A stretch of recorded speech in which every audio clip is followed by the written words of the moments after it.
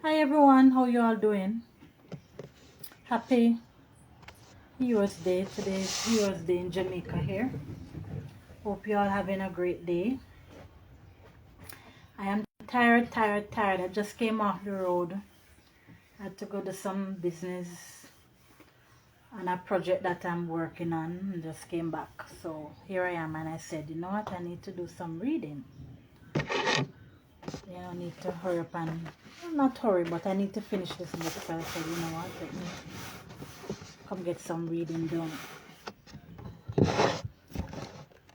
So I hope today you guys are able to rest. Those of you who don't have to work can get some rest and be back at work tomorrow.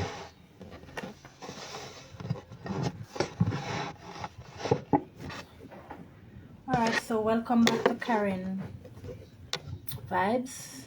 And as usual, you can find me on YouTube. So that's KAREN VIBES with an exclamation sign. So you go to YouTube, type that in, and you will see me pop up. I think you'll see like a pink rose, or you might see one of my videos. So welcome guys.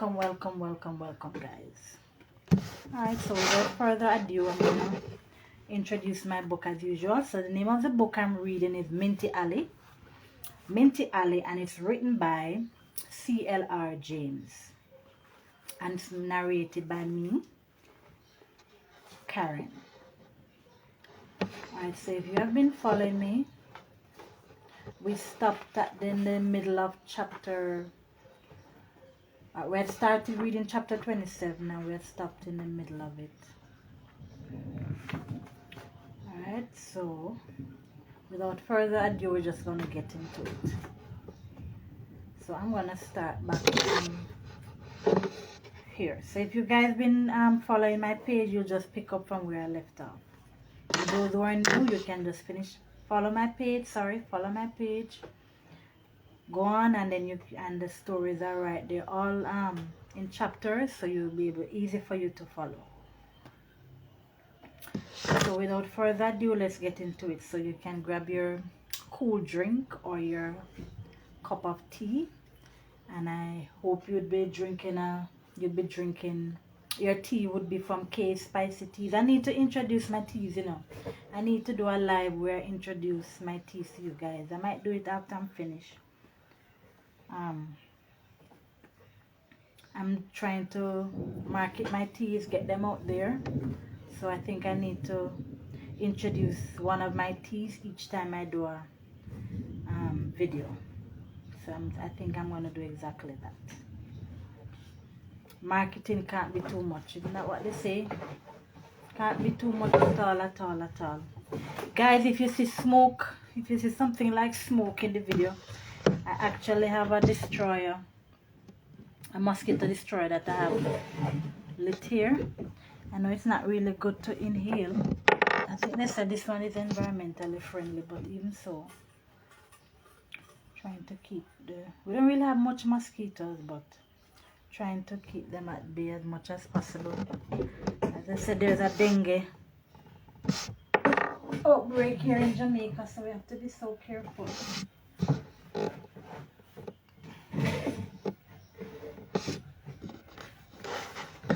Ooh, and I have some cookies here, guys. Sorry I can't share some of these cookies with you. But anyhow, there's always another time.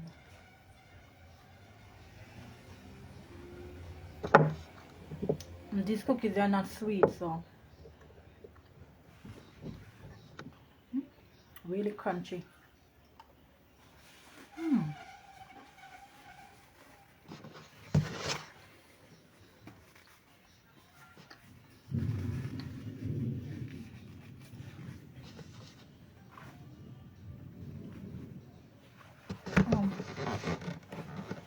Excuse me a bit, guys.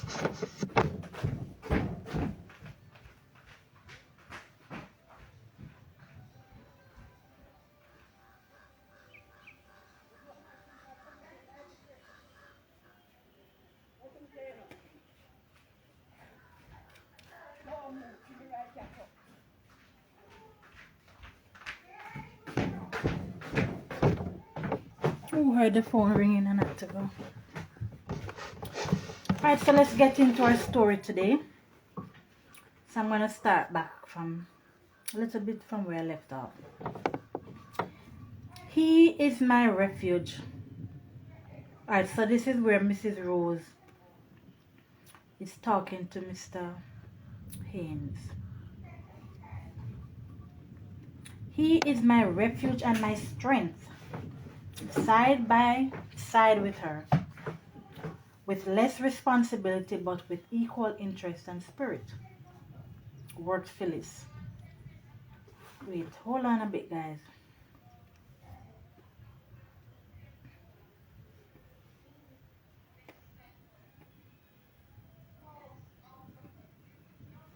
Okay. He is my refuge and my strength, side by side with her, with less responsibility, but with equal interest and spirit. Worked Phyllis. Strong as was Mrs. Rose, Phyllis was stronger than she. She was indeed of exceptional physical strength. But she too was getting thinner and thinner, and Haynes spoke to her about it one day. Her explanation was unexpected. So let's see what Phyllis is going to be telling Haynes now.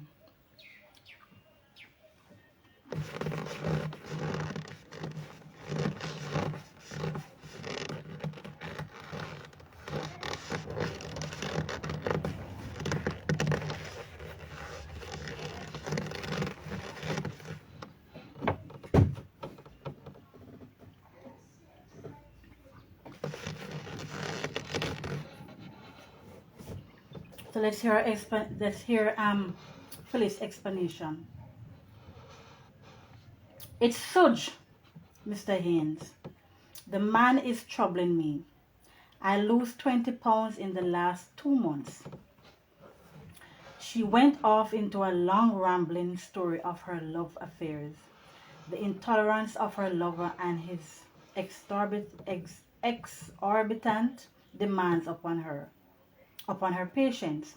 Nothing pleased Phyllis more than to get an opportunity to chatter about her sweetheart. If Maisie was near, however, Phyllis was soon cut short. Maisie would come in and sit down very quietly, giving the impression that she was about being interested in what Phyllis was saying. But that always meant the end of Phyllis' confidences for the evening. And frequently, Haynes longed for Maisie to appear.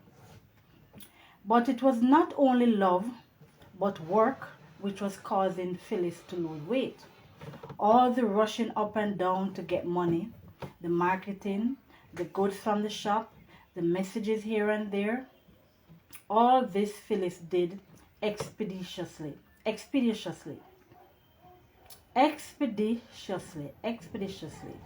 Sometimes my tongue gets twisted, people, so I have to repeat the word.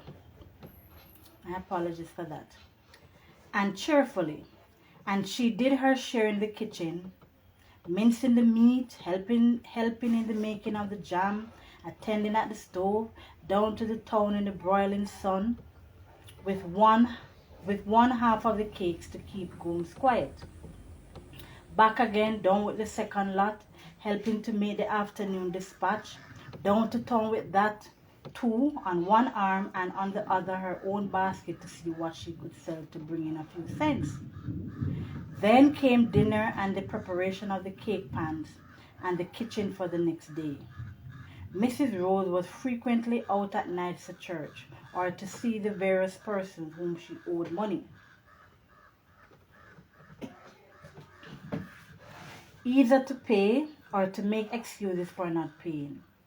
Sometimes Phyllis would leave everything to go out with Sudge till 11, and then when she came back would set to work to put the kitchen to rights. Oh gosh, poor Phyllis.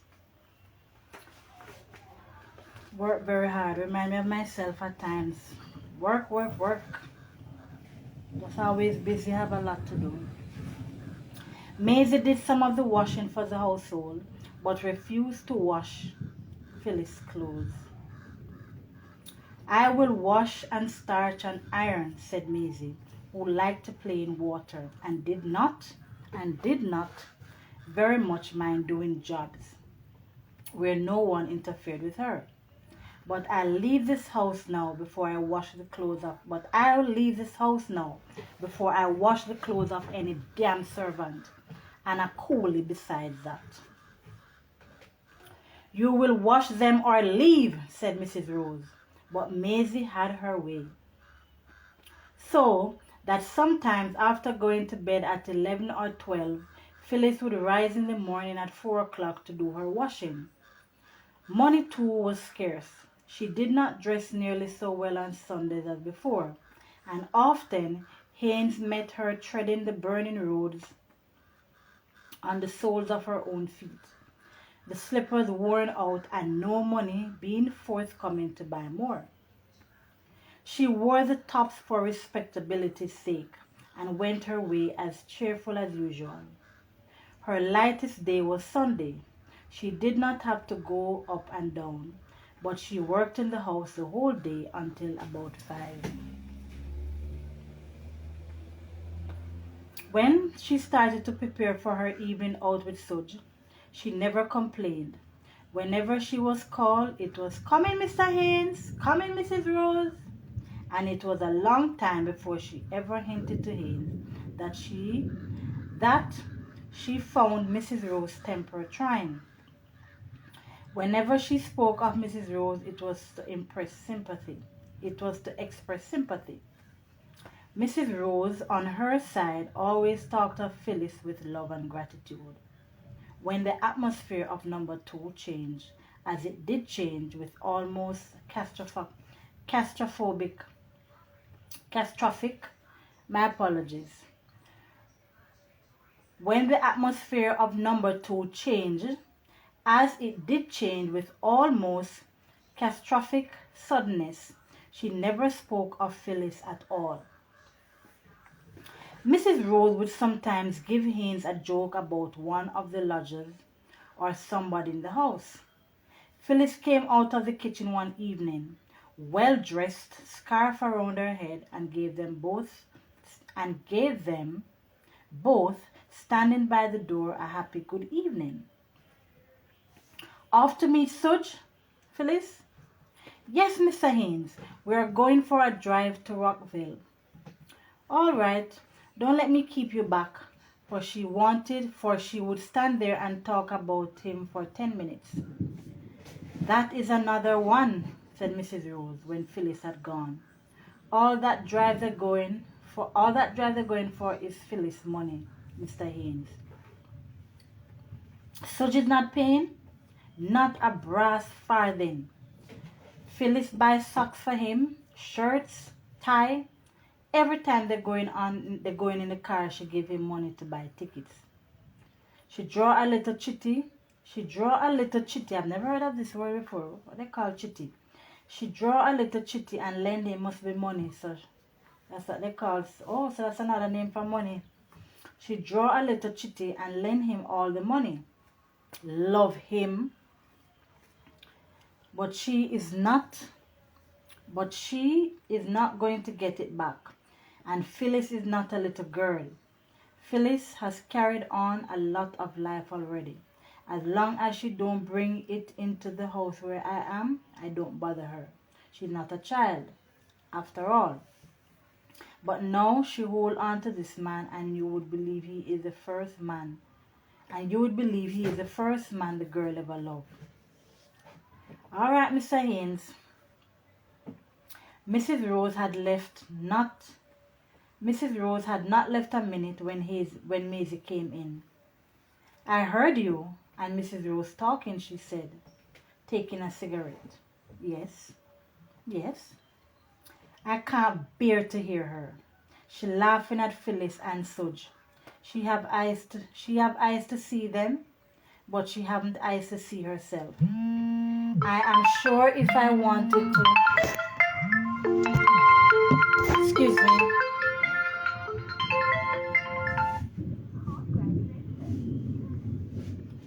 Did C.L.R is sending some foolish message. Sorry about that, folks. Let's see. Mrs. Rose had not left a minute when Maisie came in. I heard you and Mrs. Rose talking, she said, taking a cigarette.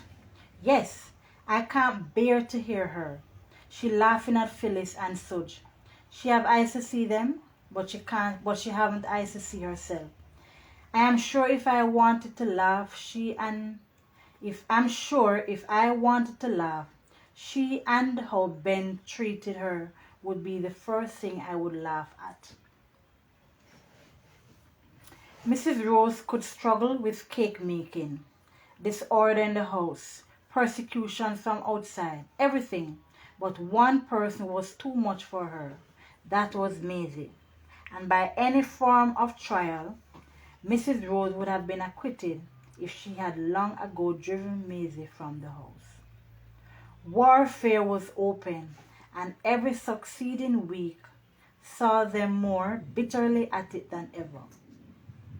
Mischievous as she had been before, the audacity of her escapade with Sergeant Parks and evasion of the consequences seemed to tap new sources of devilry, and Mrs. Rose and Phyllis paid. Haynes remonstrated with her, but the antagonism between herself and Mrs. Rose was fundamental. Maisie was, to Mrs. Rose, Maisie was to Mrs. Rose broadened and distorted imagination, the origin and immediate cause of the tragedy of her life. Maisie fought back tooth and nail. It was no use Haynes telling her that she must make allowances. Haynes enumerated all that Mrs. Rose had undergone, the work she had to do, the struggle against creditors, the annoyances of Ben, and the nurse which never ceased. Maisie never even listened seriously. She would keep silence and then invariably reply that it was no use. Piece of sour for Mrs. Rose. Another cookie.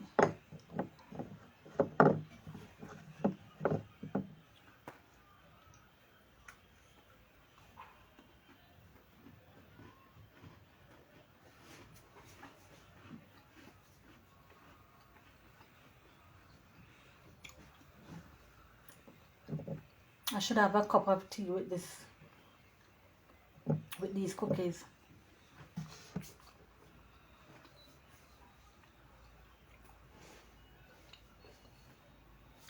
So you were saying, Mr. Haynes, but you don't understand Mrs. Rose. Whatever I do, we always quarrel.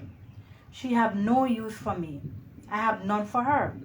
I have one or two friends trying to get a job for me, and when I get a job, she will only know that I've gone when people tell her.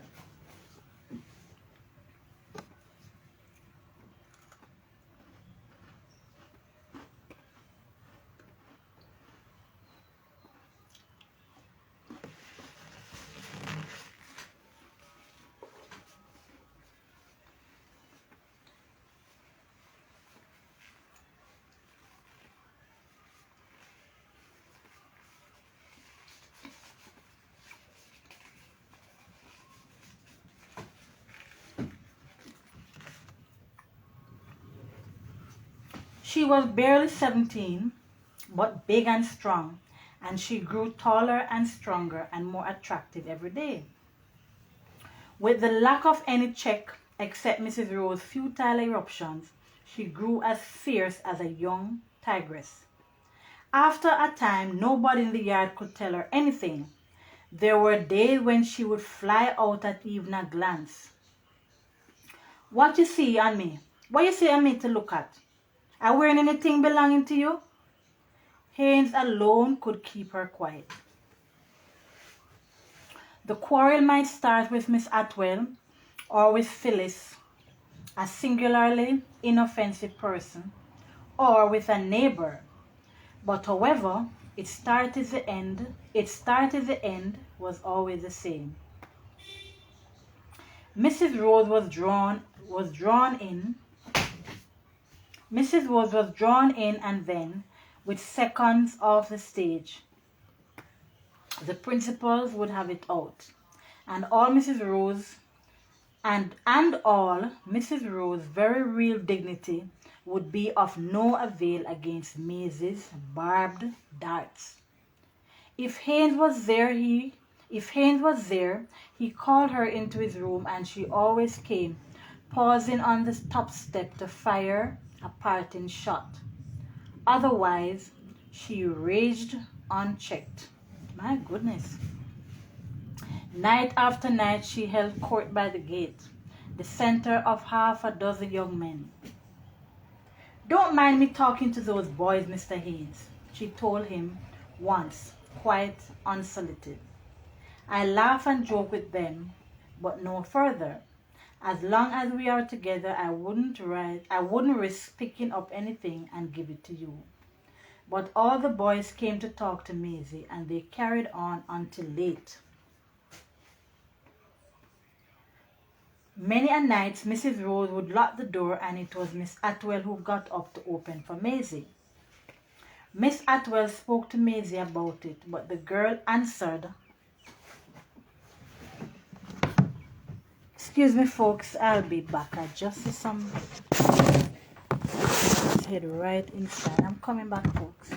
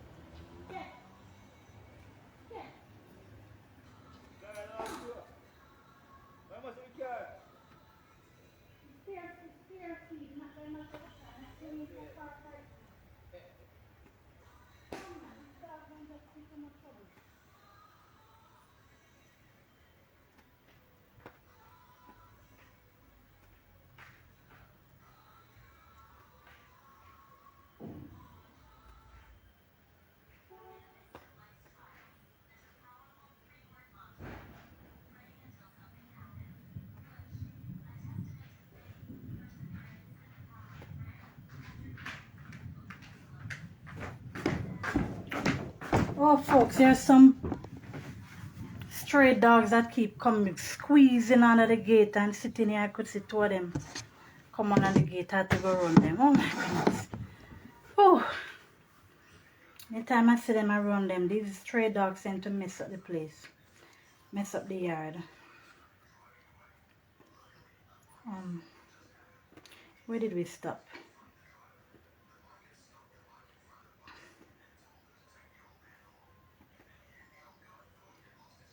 But all the boys came to talk to Maisie, and they carried on until late. Many a night Mrs. Rose would lock the door, and it was Miss Atwell who got up to open for Maisie. Miss Atwell spoke to Maisie about it, but the girl answered with vigor that silenced criticism. "What do you expect me to do? I mustn't have friends? I can't bring them in here, so I have to meet them in the road." "Bring them in here," said Mrs. Rose, overhearing as Maisie had intended her to overhear. "I wouldn't tell you what I will throw on them if I catch one of them in my house." "Yet, when you finish, you say I am common," said Maisie, who had no respect for Mr. Haynes now. "Look here, young woman, mind your stops with me." Mrs. Rose came to the kitchen door. "Mind your stops, or I'll bathe you down with this boiling pot of jam and mark you for life. I'll sleep in the hospital, but you'll sleep in the gaol." Mrs. Rose advanced into the yard with the cauldron in her hand. Maisie had her back to the mango tree, ready even to be marked for life. Miss Atwell came out of her kitchen and held Mrs. Rose's arm. "Leave her alone, Mrs. Rose. You have enough troubles on your shoulders. Don't put yourself in more. God, I wish something, God, I wish something could happen and this girl would go away from this house. Go into Mr. Haynes, Maisie. God have blessed him and give him that power over you. Otherwise, child, I don't know where you'd be this day." Pity them no know the half. No matter about going to Mr. Haynes' room, pity them no know the half. Anyway, and as the quarrels increased in number and fierceness, it became clear that sooner or later a split was inevitable, and the mere idea of having this hung over Haynes like a sword. For, accustomed to thinking about himself and seeing his own life very clearly these days, he realized that much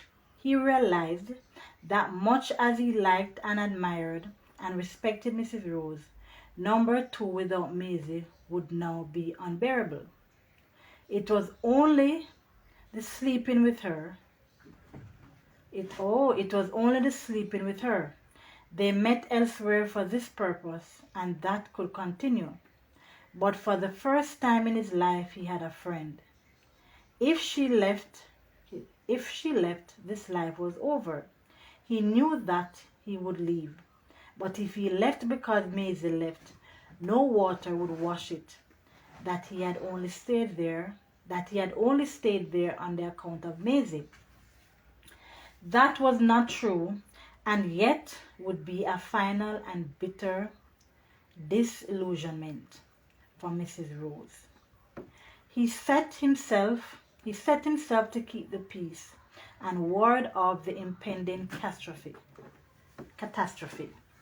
And yet it was Phyllis, the good, the faithful, and the true, who went first. My goodness, who would have believed that? So Phyllis leave number 2 first. So she's the first one that left. Alright, so we're at chapter 28 now. The break between Mrs. Rose and Phyllis developed with alarming suddenness. Though Maisie devoted her attention to Mrs. Rose as the chief enemy, she did not neglect Phyllis, whom she hated quite as much as Mrs. Rose, and found it far easier to dig or to grind. Phyllis had her hands full.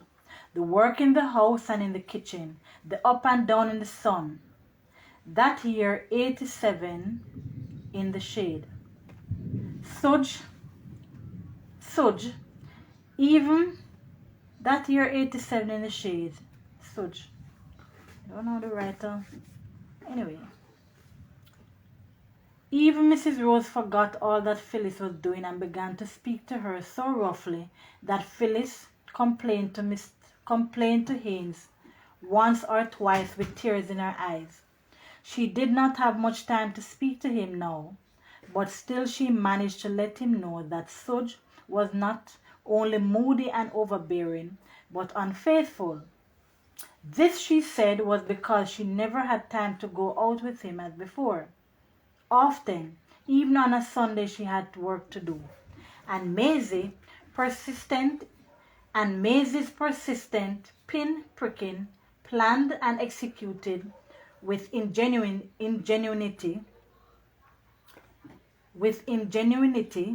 care and discretion, was directed chiefly against Phyllis having one peaceful moment with Sudge at number 2. Phyllis slept on a bench in the kitchen as there was no room for her in the house. Oh my God. Can you imagine? So Phyllis worked so hard and they treat Phyllis like this. You folks, really sad. She do all the work in the house and what have you, and they treat Phyllis so bad. My God. Phyllis slept on a bench in the kitchen as there was no room for her in the house now. Late at night, Sudge would come up to number 2, pass through the window, and Phyllis would entertain him. They were very quiet about it and nobody knew. But somehow, Maisie got a hint and one night complained suddenly of a pain and said that she wanted a kettle to boil tea. What a mischievous young lady.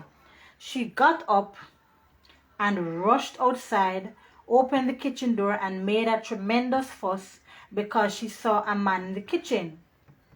It was nearly 12. It was nearly 12 and Mrs. Rose was still awake, waiting for midnight to say her prayers. She came out to see what had so startled Maisie and was very annoyed with Phyllis. Poor Phyllis could scarcely hold up her head the next morning. Oh my God. So Miss Rose go in the kitchen and go find Phyllis and Sudge. And we all know what they were doing. So Phyllis feels shame now. Oh my God. Poor Phyllis could scarcely hold up her head the next morning. Maisie was laughing all the day. Maisie's a terrible girl, you know. And the air was thick with remarks about thieves and kitchens and others more suggestive. That morning when she was cleaning Mr. Haynes' room, Maisie asked innocently if he had heard the noise the night before. But Haynes was waiting for her.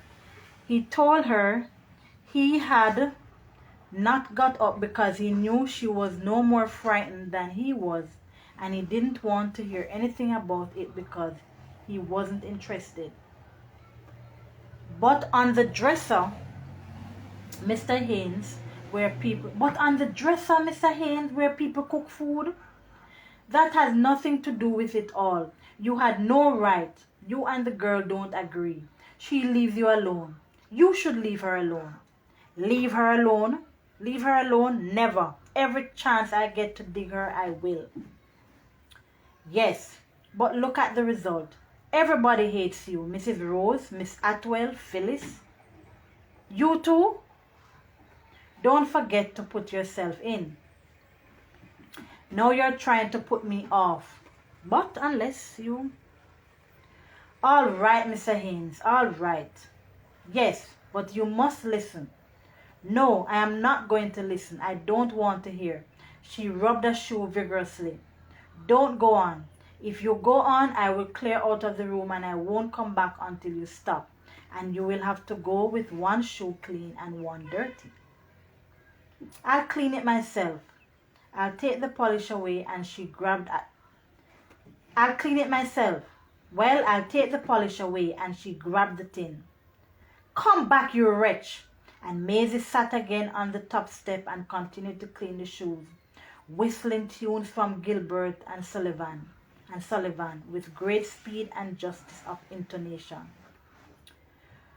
To complete poor Phyllis' discomfiture, Sudge, with the unfairness of men whose women love them too much, threw all the blame on her and wrote to say that he was finished. What a wicked boy. Poor Phyllis. I feel so sorry for Phyllis. Haynes could understand his annoyance, for, according to what Maisie told him, Sudge had cut a rather lucrative figure when, after a quick knock, she slammed open the kitchen door and held up the candle.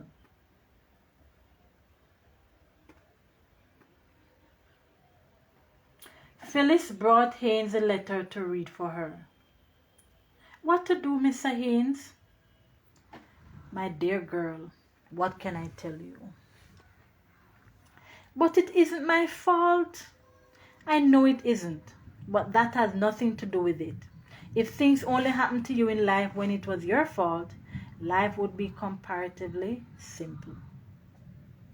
So people always say life is like a movie. Yeah, you have to have suspense, drama, intrigue, and the whole works. Mr. Haynes, if I take a knife and run it in that girl,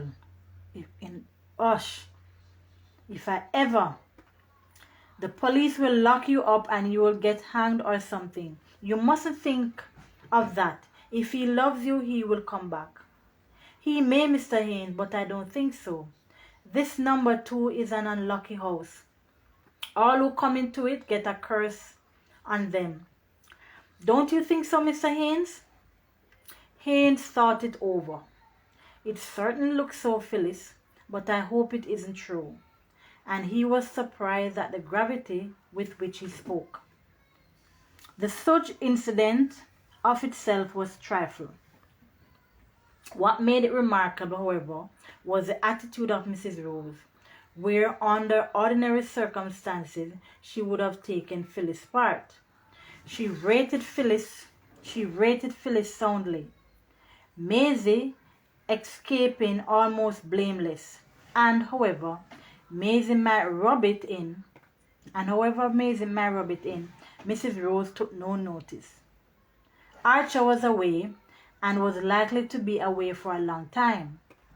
The city magistrate was quite tired of him, and Mrs. Rose had to attend to the store herself. Of late, when that happened, she was always much worse than usual.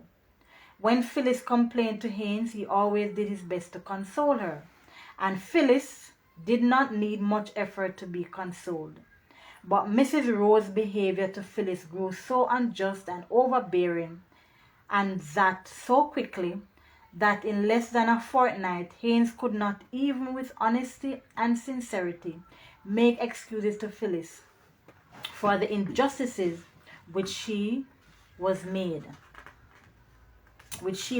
to suffer. It was not so much the work that Phyllis complained of. She would have worked until she dropped, but the insults. If she did anything wrong, and if Such came to see her, as he did very soon, and Mrs. Rose saw him, she would throw remarks about coolies and call Phyllis to do something inside the house or send her out on some message. Haynes could not understand it at all, and the way Phyllis stood it was a wonderful proof of her feeling for Mrs. Rose, especially as Gooms, who saw what a good servant Phyllis was, always told her that if she wanted a job at any time, she could come and work for him. And not that Mrs. Rose didn't know that the Gooms job was still open. Maisie told Haynes that she knew, and although Maisie's hatred of Phyllis still continued, yet she continually brought instances of Mrs. Rose's treatment of Phyllis to Haynes. That is the Mrs. Rose you want me to go and friend up with? Look how she treating Phyllis. If you know the things she tell that poor girl. Sudge really like her in truth. I don't know how he have stomach to come back here. Haynes decided to talk to Mrs. Rose about her treatment of Phyllis. For if Mrs. Rose allowed her temper to drive Phyllis away, the business would fall to pieces. Never again would she get a servant who would work and understand the business as well as Phyllis. So you hear they always say, I have to pause here to say this now. With old time people always say, what? Cow never know the use and tail till fly take it. Sometimes we have some people around us who are very good. Look at Phyllis, work hard, honest, right? I would have worked till them drop, and something you see, and we'd end up sometimes don't treat them good or appreciate the love and the care that they give until them gone. Oh, that's why old time people always say, cow never know the use of them tail till fly take it. And that is such a true saying. That's very true. One afternoon at about 6 o'clock, Mrs. Rose told Phyllis, who had been at it since 5 in the morning, that she didn't want to do the work, that if she didn't want to do the work, she could leave it. Phyllis went crying down the street. Haynes called Mrs. Rose into the room to talk to her about some money, and when he had done so, he said, Phyllis is giving you a lot of trouble, Mrs. Rose? The question took her by surprise. Haynes spoke gently, but the words meant far more than they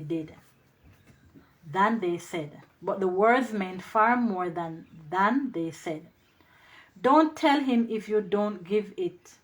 Don't tell him if you don't get it, you will leave. But look as if you will.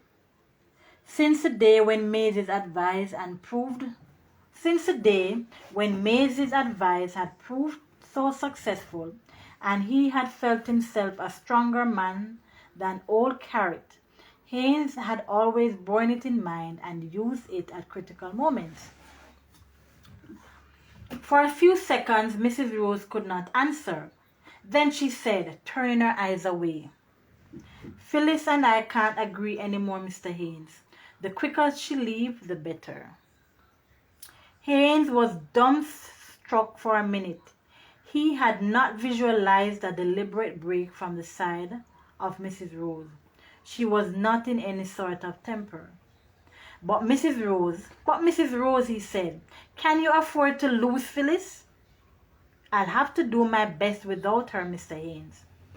But the sigh that followed the words showed that she realized to the full implications of what she was saying, and she could not face him. Haynes felt that she was hiding something. He leaned forward and put his hands on hers, which lay loose on the table. Tell me, Mrs. Rose, is anything wrong? No, Mr. Haynes.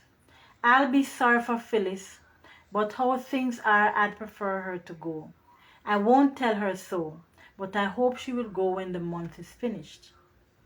But still she could not look at him, and he left the subject there. She went, but 10 minutes after came back to say, it has nothing to do with you. It has nothing to do with Mr. Ben, you know, Mr. Haynes. I hope you understand that. I would never have thought that of Phyllis, said Haynes, who had just privately decided that could be the reason. Maisie had no solution. Miss Atwell had none. 2 or 3 days before the end of the month, Phyllis told Mr. Haynes that Gooms had agreed to take her on at the beginning of the new month. It is a good job, Mr. Haynes. Mrs. Rose does pay me $3 a month, and he will pay me $4. I wouldn't have to sleep in the kitchen. I will have a room in the yard, and Sudge will be able to come and see me as he like. I wouldn't have to go on any message except to the shop to buy food, and it's only he, his mother, and his sister, and he is away working the whole day. Well, Phyllis, if you and Mrs. Rose can't agree, it's best that you go. It is very strange, I admit, but you are lucky.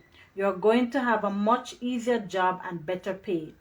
And you are sure you have done Mrs. Rose nothing? Don't cry about it. But her eyes were streaming already. But Mr. Haynes, I can't understand. I do Mrs. Rose nothing. You see how I work here. 9 years I live with Mrs. Rose, and I serve her faithfully.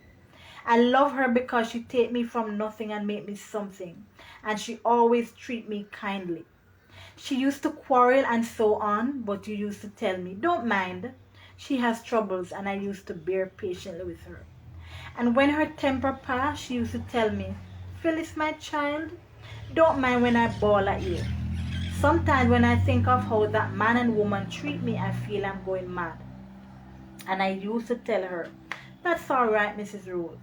Is the same thing, Mr. Haynes, tell me.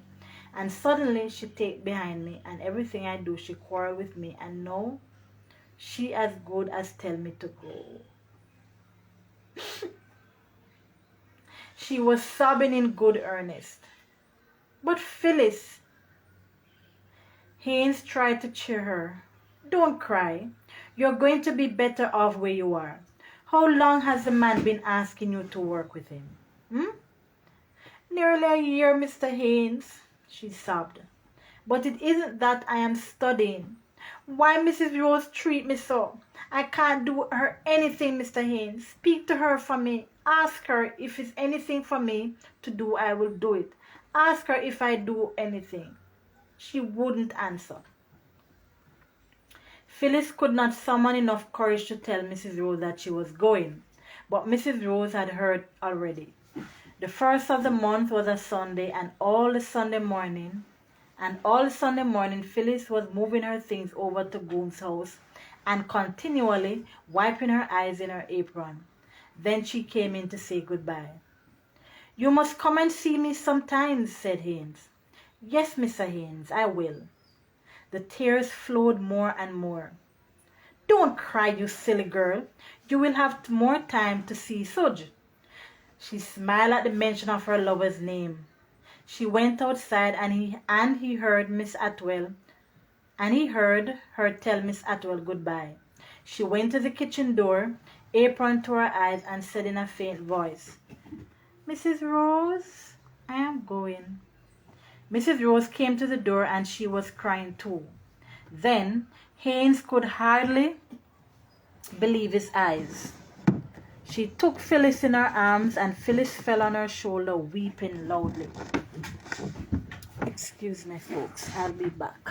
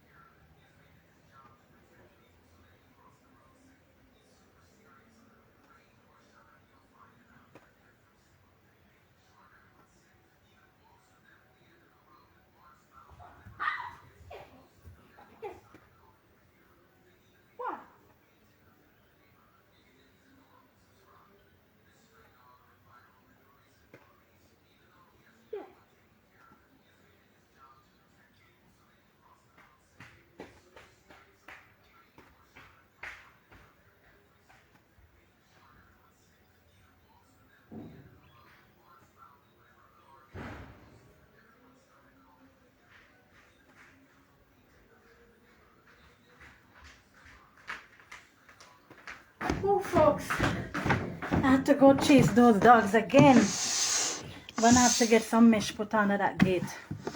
Anyway, where were we? So Maisie telling Miss Rose that she's going, telling Miss Rose bye. And she's weeping loudly on Mrs. Rose's shoulder. "Oh, Mrs. Rose," Phyllis wept. "You going, Phyllis. God will it so. You wouldn't forget me, and I wouldn't forget you." Mistress and servant. And a mistress who had practically driven away the servant. They held each other tightly like mother and daughter who are about to part and do not know when, if ever, they will meet again. Phyllis had entirely lost control of herself, and her sobs could be heard in the streets. "Don't cry, Phil, don't cry. You must keep courage. Don't mind. I'm going to come and see you at Goon's as soon as I get a chance." Phyllis went at last, and it was as if a pillar of the house had gone. Mrs. Rose continually called her and spoke of her as if she were still working at number 2. Even Maisie confessed that she missed Phyllis. Now you tell me, after Maisie give Phyllis such a hard time, never like her, mischievous as ever towards Phyllis, and when Phyllis gone, she thought about she miss her.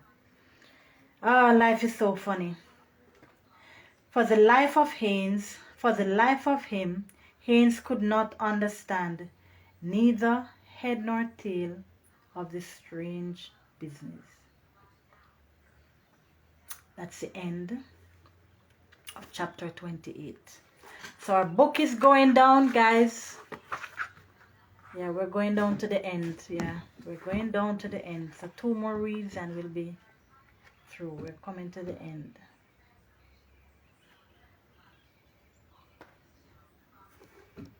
So that's the end of chapter 28 for now. And when we are back, we will be going into chapter 29. So we're coming to the close of the story. Yep, life is like that, you know. Yeah, so life is like a movie. You have to have suspense, drama, intrigue, action, everything. So life is like that. So thank you folks for listening. Thank you very much. Oh, I did say that I wanted to introduce. Excuse me, guys. I'm coming.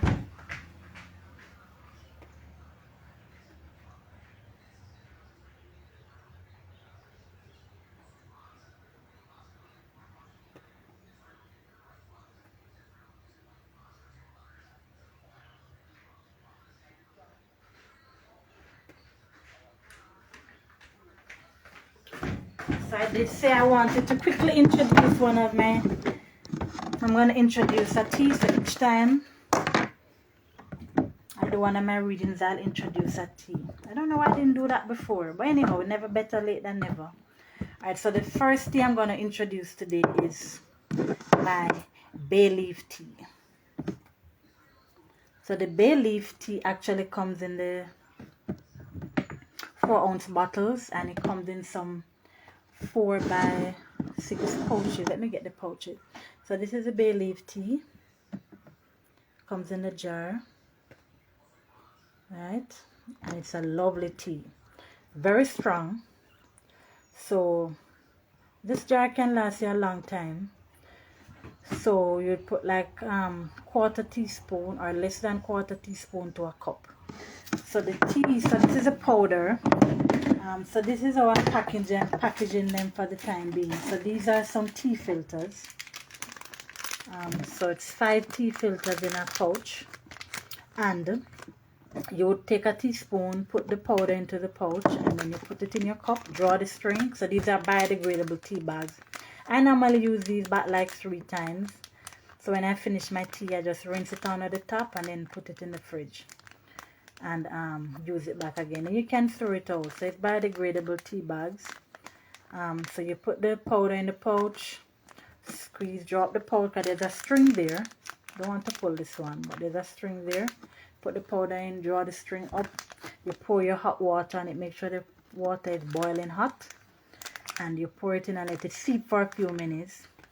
And you can always, if you have those kettles that you actually put on the stove and it has a sieve in it, you can actually put the tea in and boil it and then pour it out, strain it, whichever way, it doesn't matter. It makes delicious tea. So my bay leaf, sometimes I add a slice of lemon to it. And you can actually use it to make iced tea as well, right? Taste is very good. So not because I'm selling my product, I'm saying that I believe in my product and I know they taste good. These are teas that I grew up drinking. These are grassroots Jamaican teas. I know the bay leaf is a very rare plant. Yeah, it's not that easy to find, but it's a lovely tea. So these teas are made by the Scientific Research Council in Jamaica. So I bring them the material, the leaves, and they wash them, sanitize them, dry them, mill them. There's a scientist that acts as assigned to test the heat of when they're grinded, when they're milled. So they're approved by the BSG as well. So yes, so these are lovely teas. So please call and order for your teas. You can actually go to my Facebook page, K Spicy Teas, or my Instagram page, K Spicy Teas, or you can find me on TikTok, K Spicy Teas, and indulge. They're really nice, and these are natural teas, so there are no preservative, no added anything. They're not genetically modified. These are natural as you can get. Can't get it any better, right? These are all natural. All natural tea. So the instructions are there, nutrition facts are there, right? So get your bay leaf tea today. You can also call me on 876-562-3098, or you can even order on my page here, and definitely you can get your tea, and they're very affordable, very affordable. These are also one of my, oh, let me show you the pouch. I know I have them on this page here. I've introduced them before, but much advertisement can't be enough.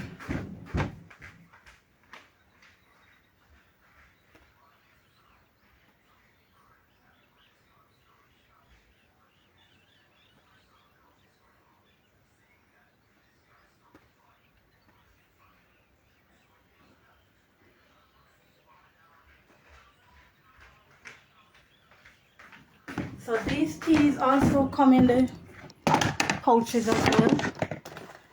So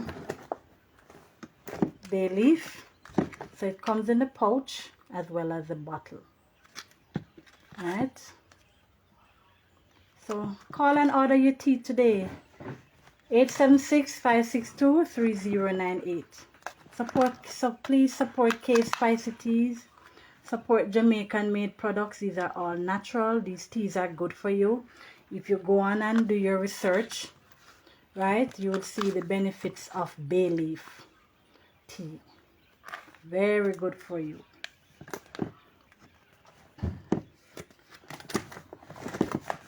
Alright folks, so thank you very much for joining me today. I really appreciate it. Thank you so much for listening.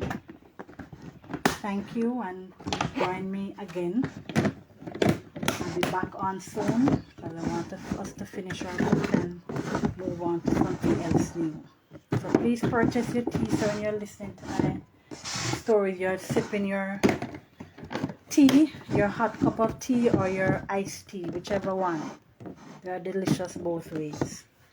Alright folks, so thank you so much. You all enjoy the rest of the day, enjoy the rest of the week, and take care of yourselves, take care of others. Please remember to like, subscribe, and share. Please tell someone about my page. Please share my page, tell someone about it. Please like, subscribe, and share. And I'm still waiting to hear from you guys. Definitely I am waiting to hear from you guys. So thank you, take care, bye.